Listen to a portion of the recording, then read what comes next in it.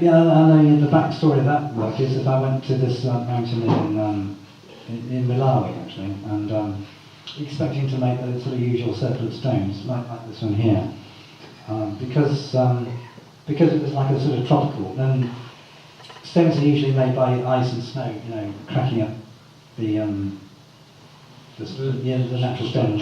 And there were no stones around, so the only material to hand was wood. Cactus plants which had been struck by lightning. Right. So the actual material in the circle in Africa were the burnt cacti, pieces. And I wouldn't have had that idea without having been in that place to discover that. Shall we take some questions? I don't know how many we've got. Let's go through some more pictures when we can. Yeah. That's this work here is to do. So sometimes my work is very formal, and that's a really it's almost like a sort of balance between something that's fairly difficult to walk for 24 hours and something that's really easy to walk for 24 miles in 82 hours. So there's a kind of symmetry between hours and miles.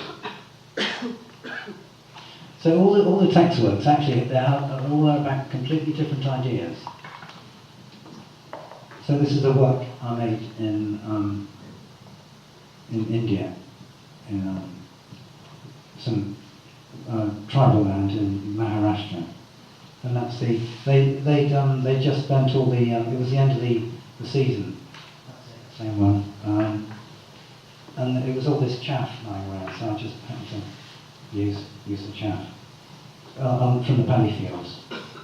Very different shape to you built the ones you used. Yeah. Well, I'm just coming to you. And then, so this one, megalithic to subatomic, that's it's about scale. So I can make a walk about going from the megalithic monument to the subatomic scale that they're making in CERN, in the Hadron Collider. So there's many ways to make connections between all different scales and histories and everything, just by walking between one point and another. So anyway, we've probably gone on for a long time. Any questions? Anybody from the audience? Some burning questions for Richard? Can I possibly have your flip line? Yes, you have to talk to Southampton Art Gallery about that. The ritualistic lines you talked about on the Isle of Wight, do you mean ley lines? No. I mean that my walking is a kind of a ritual. Right. Walking. The lines are a sort of ritual walking, so it's not. I'm walking for a specific purpose to make art. I'm not making really a journey like from Newport to Freshwater or something. Do you ever draw the lines in maps before you start? No, I have made works where the work of art is a line on the map. So for example, after I made my walking, which was represented by a photograph, I realised that I could walk 10 miles instead of taking a photograph. I could draw a line on the map. I've seen those photos of the Isle of Wight. Did you dissect the map of the Isle of Wight? Yeah, sort of, a little bit, yeah. As I said, they're like cross-sections. We haven't really talked about the map works, but I remember standing in a gallery in France staring at one of Richard's map works, and the French family came up behind me and was looking over my shoulder with the two children, the mother and father. And the mother turns to the father and says, "It's very English." That's very true. It is, yeah. I admit it. Any more questions, anybody? But I'm also, like a lot of English people, we're people of the world. So. Hello. Richard, just a question about, I'm interested in the work of an artist, the job of an artist. Yeah. And Anthony Caro is someone that that you were taught by Well, I wasn't actually taught by him, but he was the head of the department. I had about 4 words with him in the lift one day towards him. And he wasn't at all interested in my work at all. Any more than I was in his.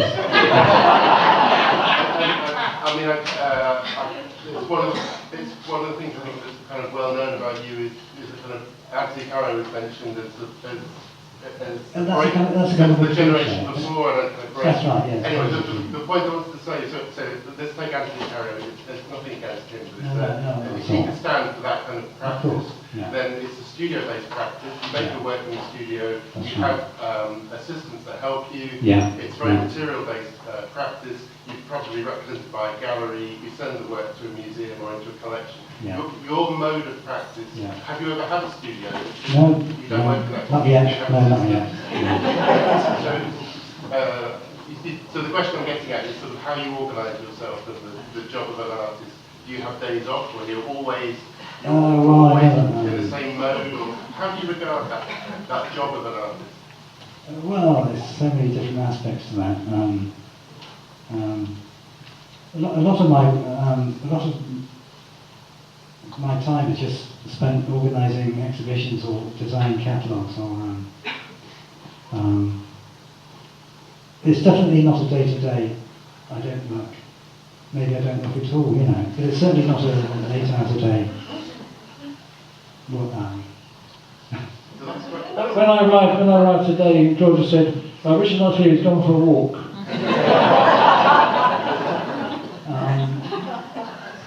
But I don't.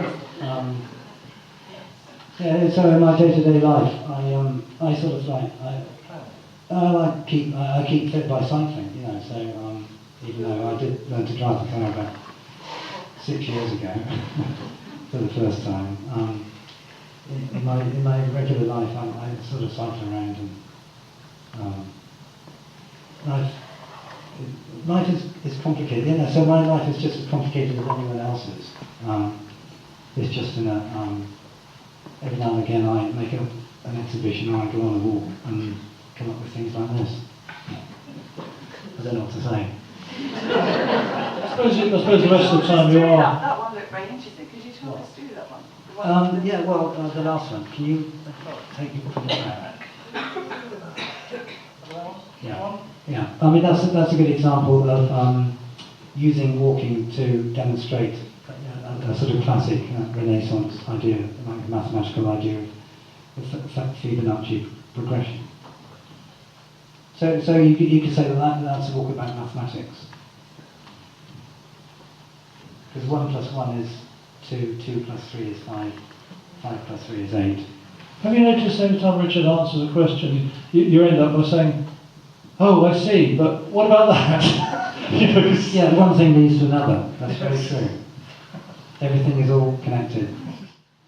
Are you at all sentimental about your landscape works? Do you ever go back and see if they're still there? Or?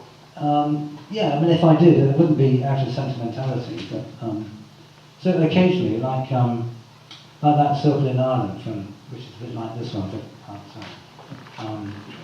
No. I mean, sometimes by chance I do go back to places where I have made works, and sometimes they're still there, and sometimes they're not. So that circle in Ireland is still there. So it depends on the locality, and sometimes the words might be dispersed by the weather or animals.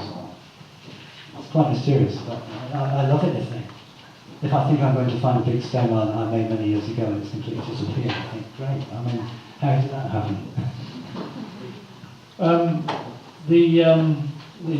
Richard made a very early work, and I knew we'd get back to cycling. It was very early work, which he set off from London and planted sticks around, was it not Cambridgeshire really, and didn't expect them obviously to last. But an academic and a cyclogeographer called John Day, who used to be a curator in London, wanted to remake the work, so overlaid the map of England over these points that Richard had made on a map where he didn't even say he'd been. So it was just a simple Xerox map, I guess, or something. No, it was the work was actually. Well, the idea was to make one sculpture that was spread out around a huge area of like 4,000 square miles. Yeah. Just with 16 different parts, taken on my bike and stuck in the ground with a notice next to each one. But before John Day did it, he wanted to speak to Richard, and they met in a pub. And I had a conversation about this. And just as it comes to the end, as they start to say goodbye, Richard says, who just made a work for the Olympics, which is about the Olympic road race. He asks John Day who's going to win the Tour de France. And the guy says, Chris Froome's looking good. And Richard says, never meet your heroes, and walks off. I have met a hero today. I want to thank Richard for being here. I want to thank him for the exhibition. I want to thank particularly the Quay for facilitating the exhibition. And I want to thank you for coming on a wonderful day like today and being with us. Thank you very, very much. Thank you.